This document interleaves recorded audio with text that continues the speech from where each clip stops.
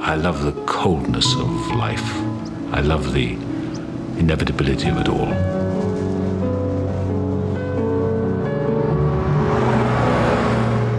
I had no friends because I rejected friends, I suppose. So I was lonely. I was a non-starter, very poor student. I was convinced I was on the wrong planet. I think that those years were quite formative for me. I was escaping, I think, from my sense of being a kind of clodhopper. Well, I was the source of worry. I was the only child, and I was the source of worry of both my parents when I was a kid because I was so stupid at school. I mean, I have got fashionable, high-flown words like I was dyslexic. I think I was just stupid. And I couldn't figure out what anyone was talking about.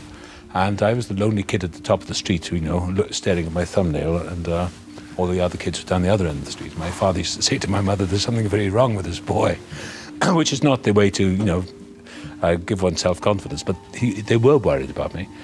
But I had, in a strange way, I had an idyllic childhood. I remember the first 4 years very clearly. I've got one of those, cursed and blessed with images and a very long memory. I can remember back to very early times, probably about the age of 2, something like that. And I remember South Wales. I was born in the rural part of Port Talbot, a place called Margam. And it really was like the Garden of Eden. I remember our little front garden, you know, and it really was a couple of small trees there, and there really was like a mini paradise. And I can recall, you know, when I close my eyes, I can go back there.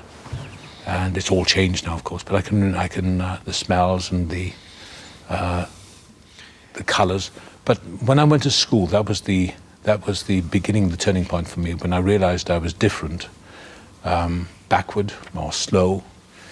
And I have no regrets at all, because that was the fire in the belly that gave me enough anger and rage. Do you think of your father often now? All the time. Yes. And as I get older, he's becoming me. I'm him.